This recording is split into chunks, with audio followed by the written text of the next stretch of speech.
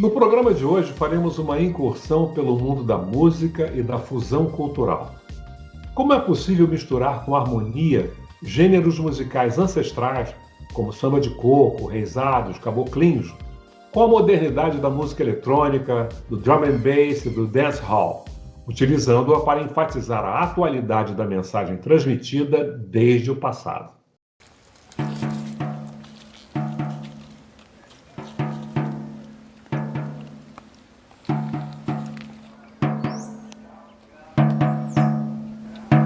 Samba de coco, samba de pareia, São Gonçalo, Cacumbi, Taieira, reizado, chegança, lambe sujo, caboclinho. Samba de coco, samba de pareia, São Gonçalo, Cacumbi, Taieira, reizado.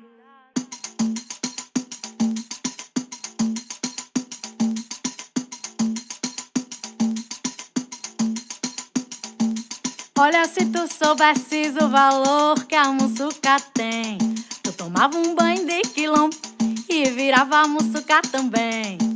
Olha, se tu soubesses o valor que a muçuca tem, tu tomava um banho de quilombo e virava muçuca também.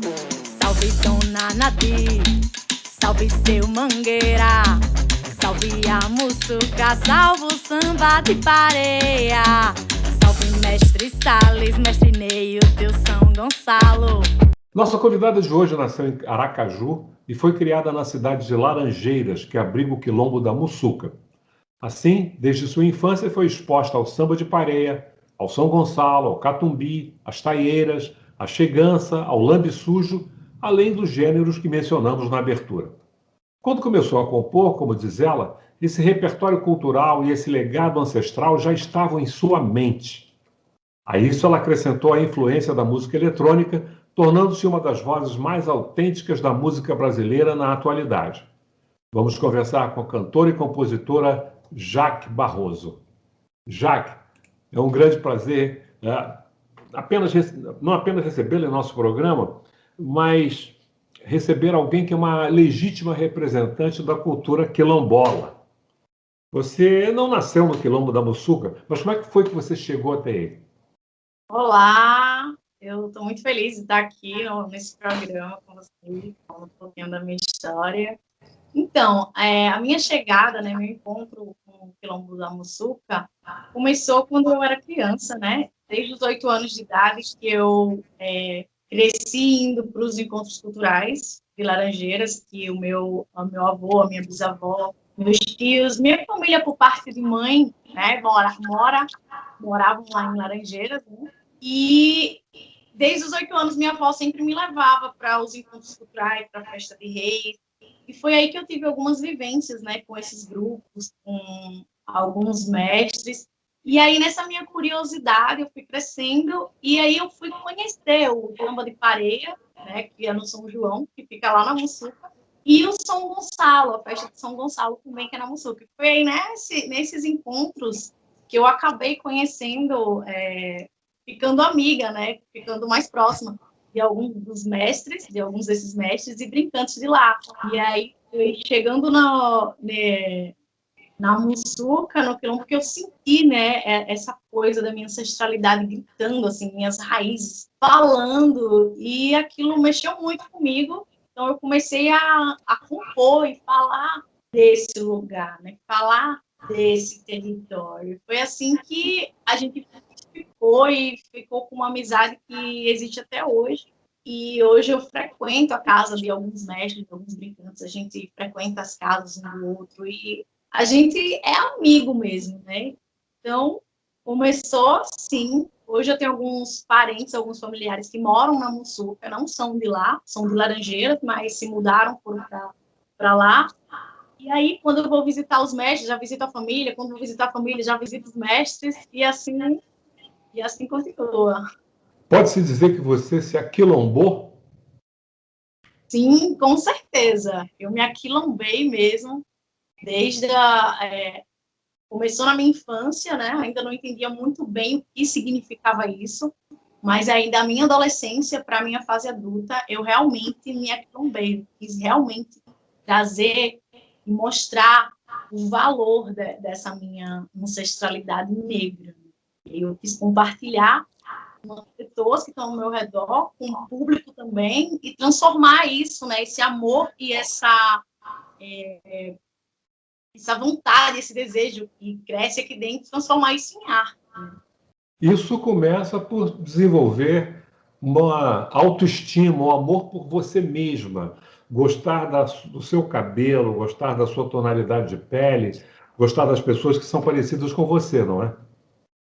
Isso é o que eu chamo de empoderamento, né? É o empoderamento negro, é você trazer tanto para si quanto para as pessoas que estão em volta de você a importância de você se conhecer e se amar, sabe? Amar o que tem aí dentro, que são as suas origens, que são as suas raízes, e que por muito tempo tentaram né, nos mostrar que não era isso, que isso era feio, que isso era uma coisa ruim, que isso era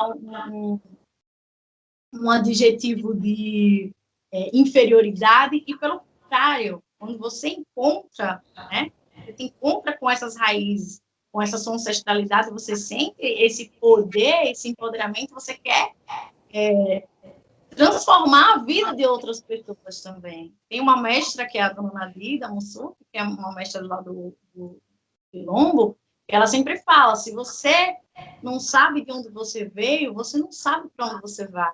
Então, é mais ou menos isso, né? É por aí o caminho. E essa inferioridade que muitos de nós carregam, as pessoas aprendem, muitas vezes, a partir das suas próprias famílias, que falam mal do seu cabelo, do seu nariz, enfim, da sua cor de pele, da sua cultura, e depois isso é reforçado na escola e nos meios de comunicação. E é difícil sair disso, né? Mas você saiu. Totalmente. É difícil porque a gente cresce numa sociedade que é racista, né? Que é extremamente preconceituosa, e aí você sair desse meio, você observar que existe um mundo muito além disso, você sair desse círculo, você conseguir se enxergar a sua ancestralidade, as suas raízes e a importância que isso tem para outras pessoas, eu chego a dizer que é você quebrar barreiras. Samba de coco, samba de pareia, São Gonçalo, Catumbi, Taieiras, Reisado, Chegança, Lambe Sujo, Caboclinhos. São muitas as expressões de música e da cultura popular, Mussuca e Laranjeiras. Tudo isso continua vivo? Continua super vivo, tá tudo lá. É o que eu sempre falo assim, gente, os nossos mestres, eles estão vivos, sabe? Eles estão lá, abertos a essa troca. Então, o samba de coco continua lá, na Mussuca e em Sergipe, mas nessa música eu falo sobre o samba de coco da Mussuca, né? Então, ela continua lá, samba de coco, samba de pareia, que está com Dona Nadir, com Dona Cessé, São Gonçalo, que hoje é levado pelo mestre Neilton, que recebeu esse legado do avô dele, que foi o mestre Salles, o saudoso mestre Salles. O Lambe Sujo, que é com o mestre Zé Rolinha, os cacubis. Então, toda essa cultura ela continua viva.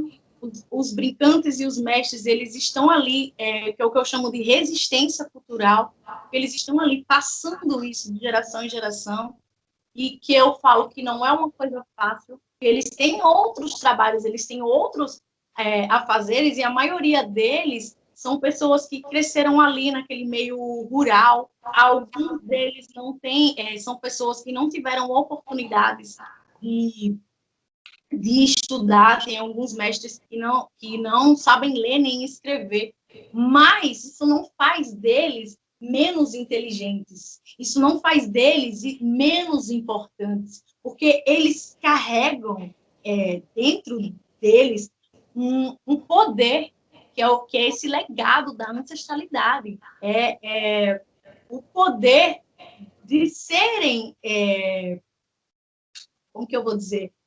É o que eu costumo chamá-los de guardiões da cultura popular, porque eles têm esse poder de manter viva a nossa cultura e da gente poder conhecer isso, sabe? Porque se não fossem eles, a gente não saberia. E essa cultura é importante para a gente se manter vivo e ter essa sensação de pertencimento, de saber da história do nosso povo. E ela está lá, ela está vivíssima. Eles continuam com essa tarefa que foi passada dos avós deles, dos pais deles, e agora eles estão passando para os netos, para os bisnetos, e perpetuando isso para que a gente continue tendo essa riqueza, esse legado, que é a nossa cultura popular. E você acha que a população local, responsável por manter essas tradições, tem consciência da importância do que estão fazendo? Sim, eles têm consciência, porque eles sabem que isso foi um legado que eles receberam, foi passado dos pais deles, dos avós, e eles sabem da importância de manter isso vivo, sabe? De manter esse legado. Eles entendem como um legado mesmo, e que eles não podem deixar morrer, porque foi uma promessa que eles fizeram aos pais, aos avós, aos bisavós, aos tataravós, e assim por diante. Eu lembro uma vez que eu tive uma conversa com a mestra, a dona Nadir, da Mussuca, que é uma das mestras do samba de pareia, que ela falou assim para mim, já que o meu pai, antes de morrer, ele falou para mim, filha, você não vai deixar o samba de pareia morrer, você vai continuar com ele. E ela disse que ele já falava isso desde quando ela era criança, quando ele levava ela para o samba de pareia e tudo, e aí ela foi crescendo, e ela já adulta, quando o pai dela estava prestes a falecer, o seu Paulino, ela falou isso, que ele puxou ela pelo braço e disse, filha, não, você não vai deixar o samba de pareia morrer. Ela, não, pai, eu prometo que vou manter viva. Ela mantém viva. Hoje Dona Nadir tem 70 e poucos anos, eu não vou saber lhe dizer ao certo quantos anos ela tem, que eu não realmente sou péssima com números, mas, assim, até hoje ela fala disso como na época que ela era criança, sabe? E aí tem ela e tem o irmão dela, que é o Seu Mangueira, que também faz parte do samba de pareia. E é incrível o amor, gente, tá? Como os olhos deles brilham quando falam da cultura popular, e que isso não pode deixar morrer. A mesma coisa o Neilton, que é o mestre do São Gonçalo, o avô dele, que eu conheci também, o mestre Salles, foi do mesmo jeito. Então, eles têm esse compromisso de não deixar essa cultura morrer, porque isso faz parte da história deles, é parte da família deles, é parte dos ancestrais deles, e eles não podem deixar isso morrer, entendeu? Então, é um compromisso mesmo, quase que religioso mesmo deles, entendeu? E como é que foi para você, pessoalmente, ter crescido nesse ambiente? E qual era o envolvimento dos seus pais nessa cultura? Então, para mim, foi extremamente importante, porque isso mudou muito a minha forma de ver o mundo, sabe? Ter crescido nesse meio. Os meus pais, eles não fazem parte da cultura popular, né? Porque, na verdade, é a cultura popular da minha família. Quando eu nasci, já tinha acabado, que era um samba de coco que tinha, que foi o meu avô que me falou disso, que era da cidade de Santana de São Francisco, que é a minha família por parte de pai, é uma cidade de Sergipe, e que tinha esse samba de coco lá, e o meu avô brincou, e a minha tia-avó brincou também. Só que quando eu nasci, esse grupo já tinha terminado, eu não cheguei a conhecer, eu só conhecia pelas histórias que o meu avô contava, e algumas músicas que ele falava, assim, que ele ensinava. Então, eu acho que eu já nasci com isso no sangue, e ficou ali paradinho. Quando eu fui para Laranjeiras, e a minha avó, por parte de mãe, sempre me levava, ela queria que eu fosse para o por encontro cultural, que eu visse, que eu crescesse em frente àquilo. E eu não sei, no fundo ela sabia que aquilo ia ser importante para mim, mas eu também não entendia, porque minha avó ela não fazia parte dos grupos de cultura popular, mas ela queria que eu estivesse ali, presente e visse, entendeu? E a minha bisavó, que é laranjeirense, que era, né? Minha bisavó faleceu, então ela sempre queria que eu visse, que eu entendesse que aquilo ali era importante para mim.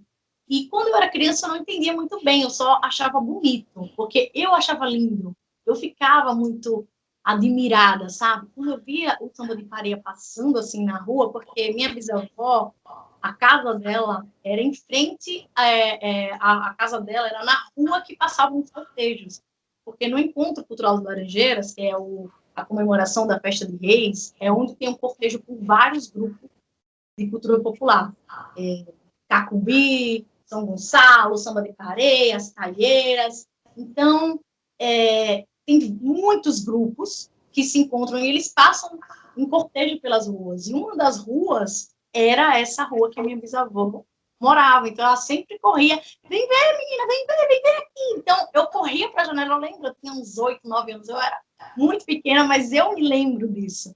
E aí eu saía correndo na rua e olhando. Então, assim, eu acho que aquilo mexeu comigo, porque eu fui crescendo, e essa coisa de querer cantar samba de coco, de querer cantar a música do samba de pareia, eu comecei a cantar normal, sabe? Enquanto meus amigos adolescentes escutavam outros estilos musicais, eu gostava de cantar cultura popular. E muitos deles diziam assim: Jaque, isso é música de velho, eu não gosto disso, não. Ai, eu digo, gente, não, vocês...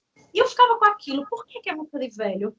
Eu tenho que mudar esse pensamento deles. Então, foi aí que tudo isso mexeu comigo. Eu falei, não, as pessoas precisam entender. As pessoas, além dos grupos, além das pessoas dos grupos de cultura popular, eu estou falando das pessoas, a população em geral, eles precisam entender a importância da nossa cultura popular. E foi por isso que eu quis trazer essa visão, esse olhar para eles, para esses mestres, para esses grupos, que eles são, sabe, eles são patrimônios vivos, gente, patrimônios materiais vivos, e as pessoas elas precisam dar importância e visibilidade para isso. Vamos, então, continuar nessa visão da importância dessas manifestações no próximo bloco.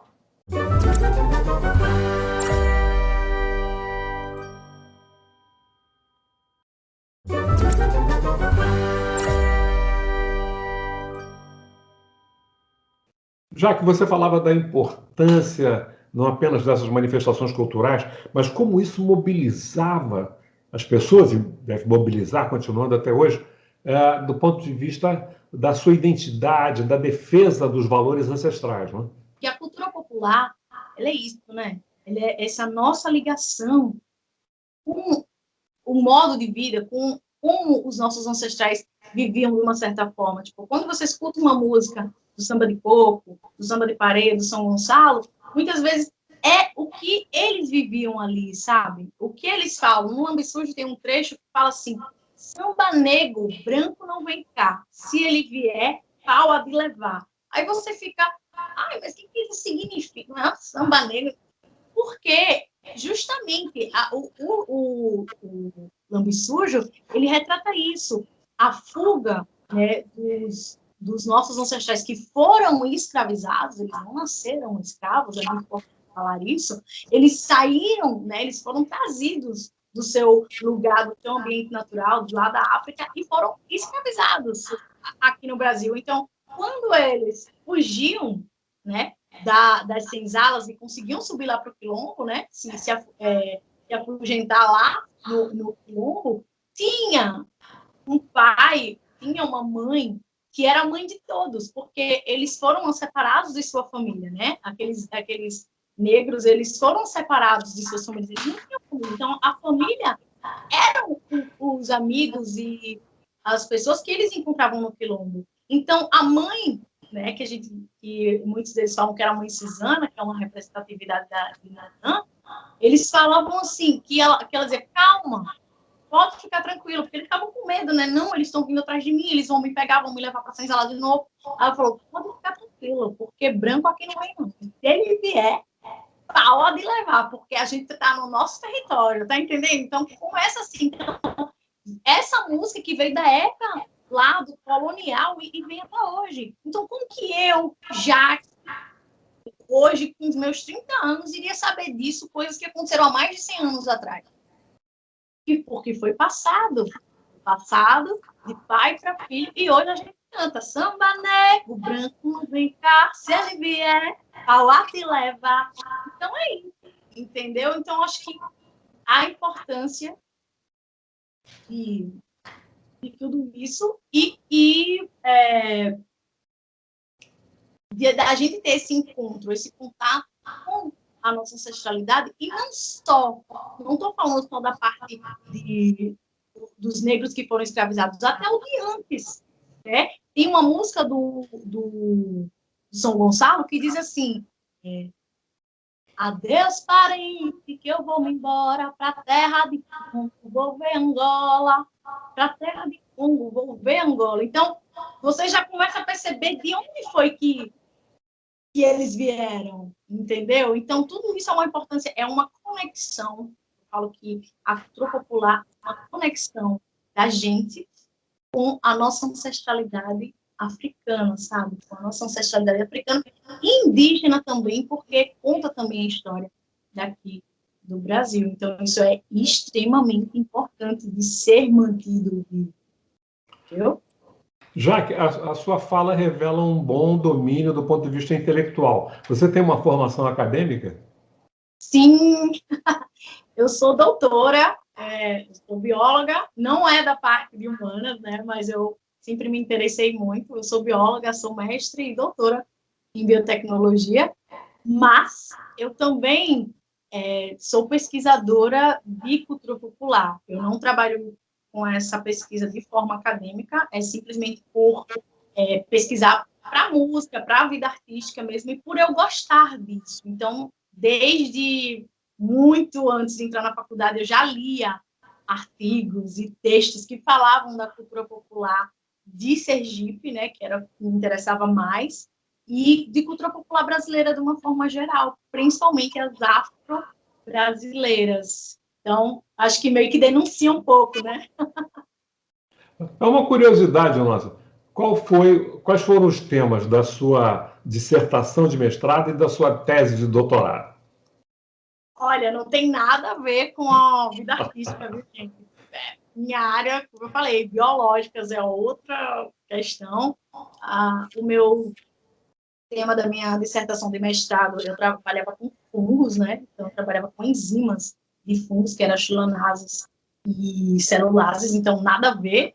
E do meu doutorado, eu trabalhava com células de câncer, né? Células de leucemia.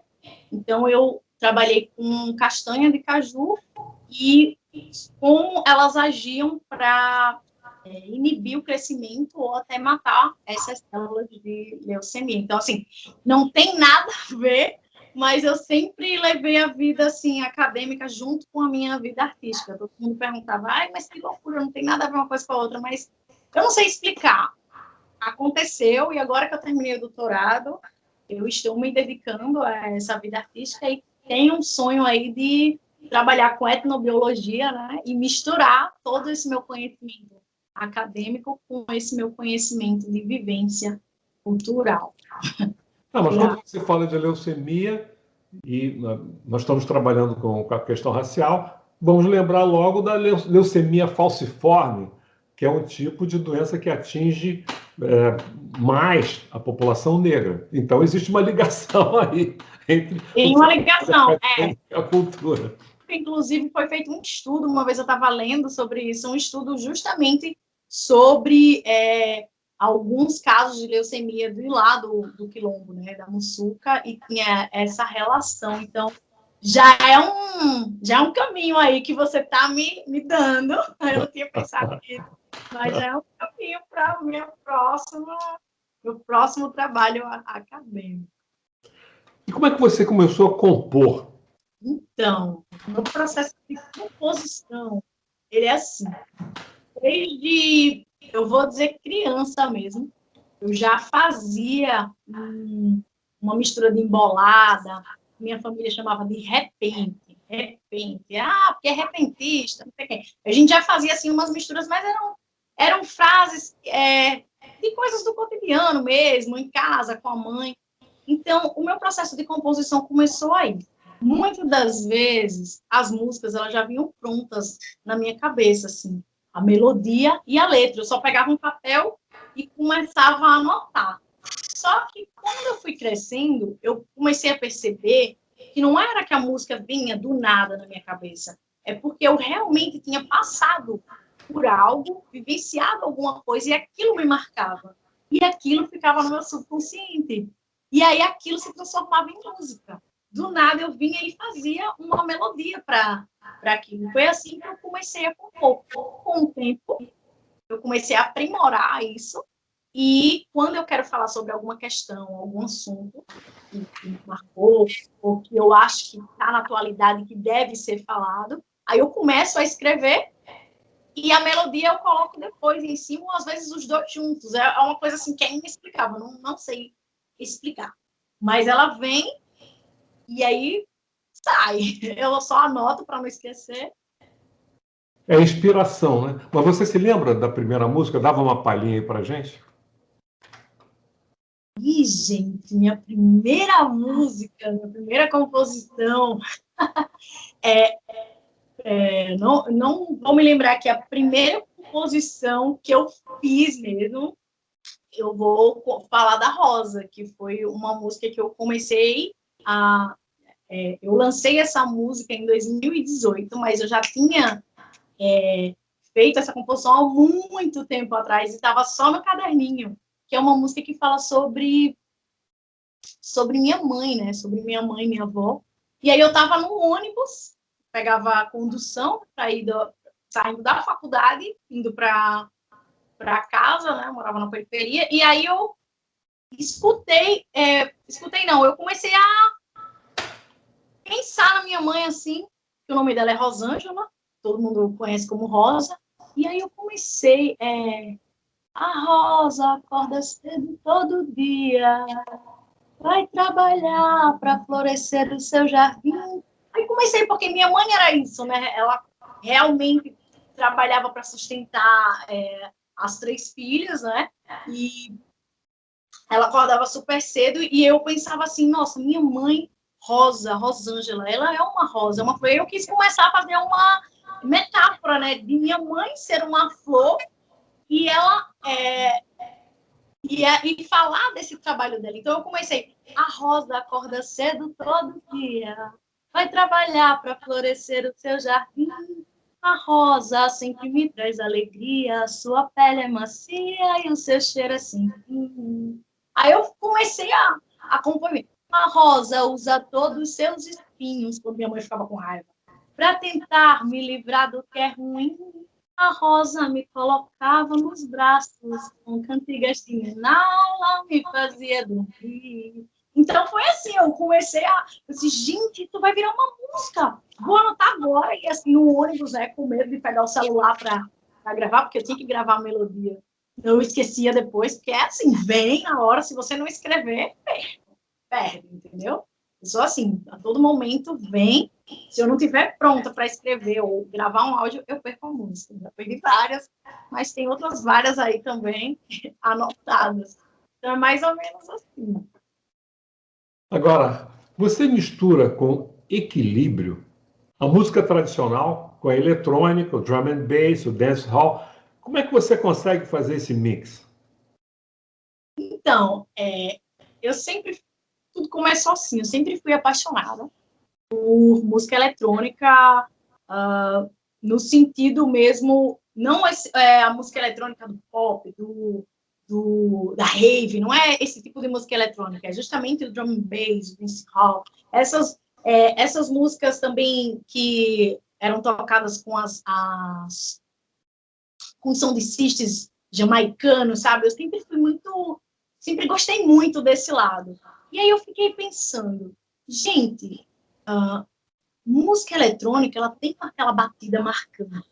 E isso poderia se misturar com a batida do samba de coco, do samba de pareia, que também é uma batida marcante. Porque, assim, os ritos das culturas populares, eles se parecem. Claro que são diferentes, mas, assim, eles têm algo entre si que se parece. Aí eu fiz, então, se a gente misturasse esses ritos da cultura popular, diferentes deles, misturasse, como, por exemplo, o lambe sujo e o samba de coco, e essa batida se tornar também junto com a eletrônica. Aí quem me ajudou nisso, obviamente, eu não posso, não tem como não falar dele, é o meu produtor musical, o Selecta Etnia. Ele tem um grupo de sound system chamado Radiola Jamaicana, que é a Radiola Jamaicana ele que criou, e ele justamente tinha toda essa pegada do eletrônico com o sound system, né? E aí a gente, quando eu fiz uma residência artística e conheci o Selecta Etnia, minha vida mudou, porque eu sempre quis misturar, mas eu não tinha essa parte técnica de como fazer isso. E aí ele veio e me ajudou. Então, ele é quem constrói as bases eletrônicas, pelo Selecta Etnia, e eu faço as composições. Aí eu digo, olha, eu quero misturar essa parte aqui do samba de pareia, essa marcação dos tamancos, com desse hall. O que você acha que dá pra gente fazer nesse hall? Aí ele fala assim, ai, dá, peraí, calma. Aí ele vai lá, pesquisa, porque ele também teve vivências com samba de coco, com cultura popular, ele toca samba de coco, ele toca maracatu, tudo isso. Então, ele tem essa vivência também, ele, já que dá sim pra gente juntar, vamos fazer aqui um teste. E aí a gente começa a misturar e sai, funciona. Então, é isso, é uma mistura mesmo, uma colagem de ritmo, só que o que acontece? Ele cria as bases, entendeu? Ele vai lá, vai fazendo, ele grava primeiro no instrumento, o instrumento, né? E depois ele passa esse instrumento para o eletrônico, ele já vem com os outros conceitos eletrônicos que ele tem, mistura tudo.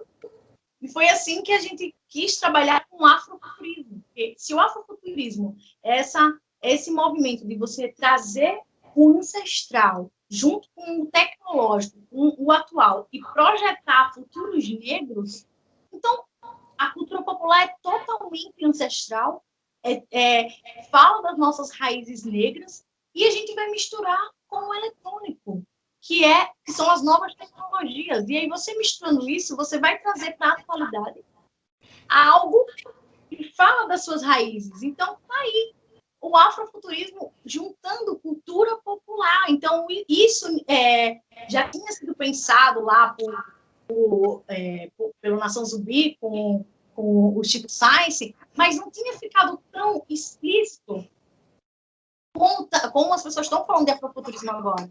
Então, é isso, gente.